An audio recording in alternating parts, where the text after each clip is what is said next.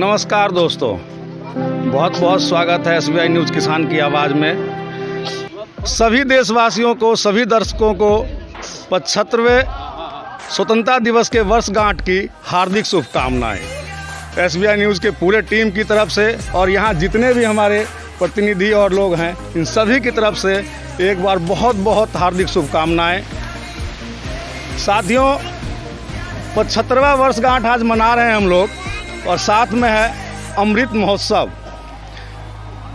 और नमन करते हैं उन वीर जवानों को जिन्होंने शहादत दी और जिनके शहादत की बदौलत आज हम आज़ाद तिरंगे के नीचे खड़े हैं, एकजुट हैं और इस पावन पर्व को मना रहे हैं। ऐसा पावन पर्व हमारे जीवन में हर साल 2 बार आता है, जिसको सभी मनाते हैं, हिंदू, मुस्लिम, सिख, ईसाई कोई भी हो।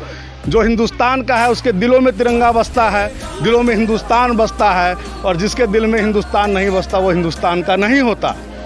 तो साथियों, ये अमृत महोत्सव का साबरमती मठ से हमारे माननीय नरेंद्र मोदी जी ने 75 हफ्ते का शुरू किया था अमृत महोत्सव, जिसमें कुछ हमारे ऐसे शहीद हैं जिनको लोग जान नहीं पाए, जो कहीं गुमनामी के अंधेरे में खोए हैं, उनको भी याद करने के लिए ये अमृत महोत्सव मनाया जा रहा है। अहमद इजाजी भी हुए, जो हमारे मुजफ्फरपुर के ही क्रांतिकारी हुए, जिन्होंने चंपारण जो हमारा यहाँ से शुरू हुआ था आज़ादी का, गांधी जी के साथ में कदम से कदम मिलाकर चले और देश को आज़ाद कराने में सहयोग दिया। तो साथियों, 75वें वर्षगांठ पर आज इस समारोह में आप सोच रहे होंगे कि ये कहाँ पे हैं हम लोग। चारों तरफ पेड़ पौधे हैं। ये एक महादलित बस्ती है मुजफ्फरपुर, और इस महादलित बस्ती को बसे हुए 35 साल हो चुके हैं। और इस 35 साल में आप देख सकते हैं कि इस महादलित बस्ती का क्या स्थिति है, किस तरह के मकान हैं, किस तरह के लोग हैं। लेकिन साथियों, आज़ाद होने के बाद तरक्की तो बहुत हुई, नई नई राह पर चले, नया नया विकास किया देश ने, विज्ञान में ऊपर गए, तरक्कियां की। लेकिन क्या सच में, हकीकत में आज 75 साल बाद किसान खुशहाल है, गरीब खुशहाल है, या हम दूसरी राह पर निकल गए? कहीं हम फंस चुके हैं किसी और मोहमाया जाल में, जो किसान आज तक नहीं उबर पा रहा है, गरीब आज तक गरीब ही है, जिसका मिसाल मैं आपके सामने दिखा रहा हूँ। लेकिन गरीब हो या अमीर हो, ये बच्चे देखिए, ये छोटे छोटे बच्चे हैं, ये आज़ादी दिवस मनाने के लिए ये भी आते हैं। इनके चेहरों को देखिए, जो ये भविष्य कहा जाता है कि छोटे बच्चे भविष्य हैं हमारे देश के। तो क्या इनके पढ़ाई लिखाई का सही यहाँ व्यवस्था है? क्या इनके रहने की सही व्यवस्था है? हर कोई सोनू कुमार नहीं होता जो नीतीश जी के पास पहुँच जाएगा कि सर मैं गरीब हूँ, और उसको अमीर बना दिया जाता है। बच्चों पर, पढ़ाई पर भी राजनीति कहाँ ले जा रहे हैं लोग हमें खींच के। तो जागरूक होने की ज़रूरत है। सोच को बदलो, सितारे बदल जाएंगे। नज़रों को बदलो, नज़ारे बदल जाएंगे। कश्तियाँ बदलने की ज़रूरत नहीं मेरे दोस्त, दिशाओं को बदलो, किनारे बदल जाएंगे। तो सोच को खुद बदलना होगा, अपने आप को बदलना होगा, और इनके चेहरे की खुशी वापस लाने के लिए हर संभव प्रयास सरकार को करना होगा। इसके लिए जब 75 वर्ष मनाते हैं, तो 75वें वर्ष पर इससे पहले भी हमारे माननीय PM मोदी जी ने वादा किया था कि 2022 में एक भी झोपड़ी नज़र नहीं आएगी, कच्चे मकान नहीं नज़र आएंगे। लेकिन यहाँ जहाँ तक देखिए कच्चे मकान ही नज़र आएंगे।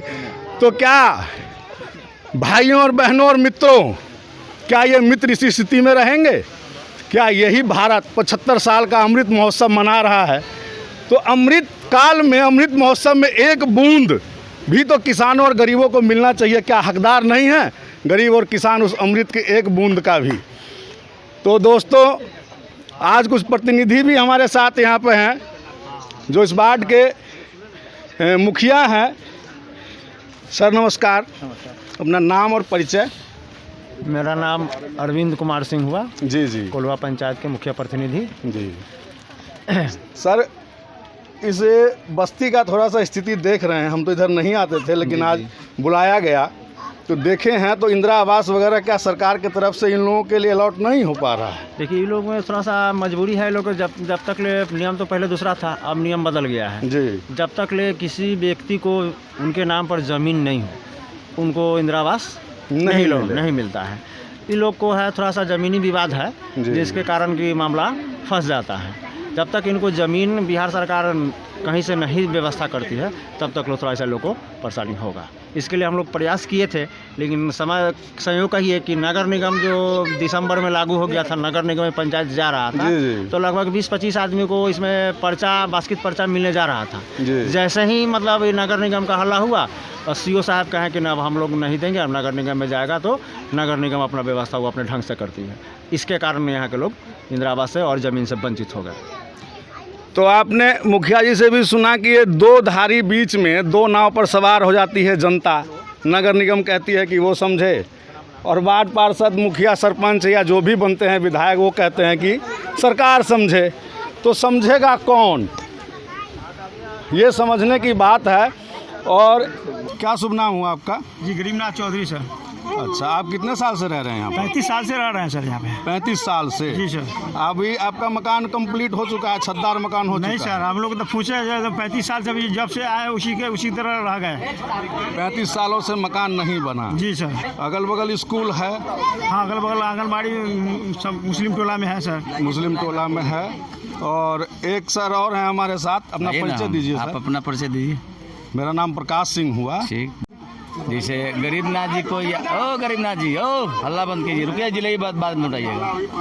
ये तीसरा बार मैं इस झंडा तोलन इस गांव में फहरा रहा हूँ जी।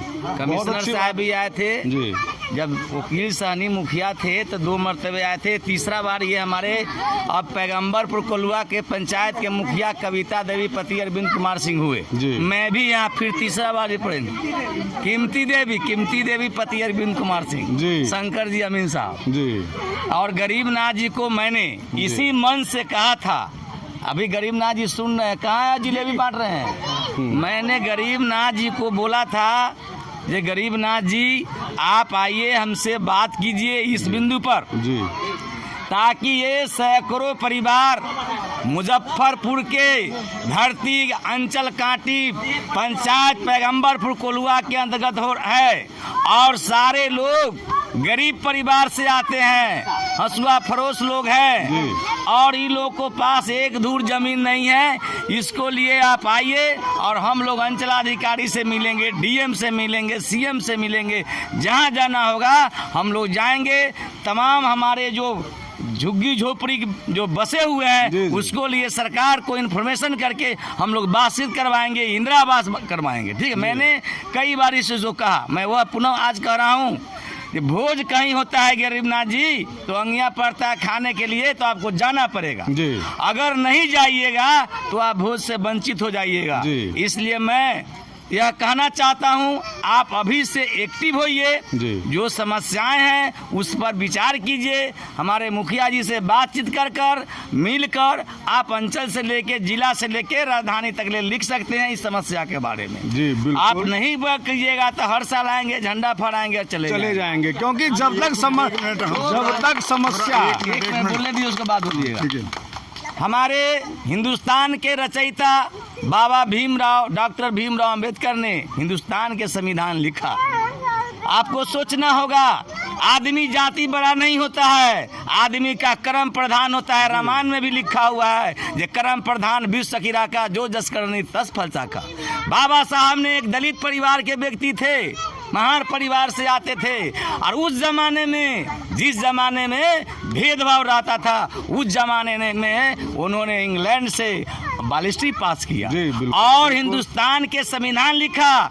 आज हमारे पूरे भारत का जनता उनका नमन करता है, हर जगह उनका स्टैचू लगाया जाता है। भारत छोड़िए, अमेरिका में पूजा होता है। इसलिए मैं तमाम ये हमारे गार्जियन के रूप में जो है अरविंद कुमार सिंह है, वार्ड सदस्य श्री कृष्ण चौधरी है, युवा नेता प्रिय नेता अरविंद कुमार सिंह, हमारे मुखिया शंकर जी अमीन साहब, मैं तमाम लोगों से, पप्पू जी से आग्रह करूंगा जे भाई आप इस दलित को लिए थोड़ा समय निकालिए, थोड़ा वक्त निकालिए, ताकि यह आज तक ले भारत विकास हुआ, बिहार विकास हुआ, पैगंबरपुर के ये दलित बस्ती विकास नहीं हुआ। इसलिए मैं आपसे, आप लोगों से, जनप्रतिनिधि होने के नाते मैं आपसे खास कर हमारे मुखिया, जो वर्तमान मुखिया है, ये शंकर जी अमीन साहब, कह नाम है इनका, कैसे लूँ मैं, तो मैं उनसे निवेदन करूंगा कि आप जो है इस परिवार के लिए कुछ विचारिए, कुछ सोचिए,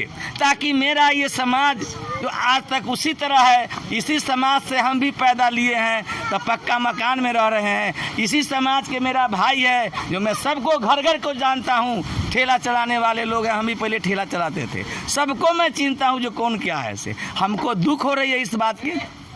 बाकी मैं तमाम जो हमारे जो बस्ती में जो बैठे हुए हैं लोग, ठेला चलाने वाले, रिक्शा चलाने वाले, मैं उनसे यह एक प्रेम से आदेश देता हूं कि आप देखिए, जहरमोंगरा एक ऐसा चीज है जो नाक के सुघाने पर नाक बैक होता है।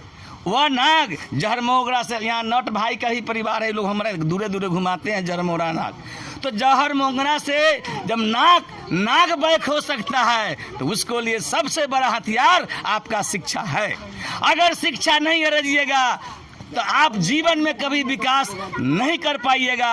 अपने अपने बच्चों को शिक्षा दीजिए, तालीम दीजिए, पढ़ाइए लिखाइए, तो जिस तरह से जहरमोगरा से नाव आउट होता है, उस तरह से अगर बेटा आपका पढ़े लिख कर विद्वान होगा, IAS अफसर बनेगा, दरोगा, पुलिस सिपाही बनेगा, आपकी सारी समस्या निदान हो जाएगा। और नहीं तो जैसे कहते से पढ़ लेंगे। इसलिए मैं इतना कहकर मैं सबों लोग, बहुत बढ़िया आपकी सोच है, शिक्षा बहुत जरूरी है। एक मिनट सुनिएगा, इधर आ जाइए, आइए 2 मिनट, थोड़ा हम भी बोलेंगे। बोलूं, क्योंकि हम कोई नेता नहीं है जो हम भाषण देने का काम करेंगे। सुनिए ना 1 मिनट, भाई हैं, आप भी भाई हैं, और हम ये 14 नंबर वार्ड का जो है ये वासी हैं, कुलवा पैगंबरपुर का, यहीं पे हमारा घर है।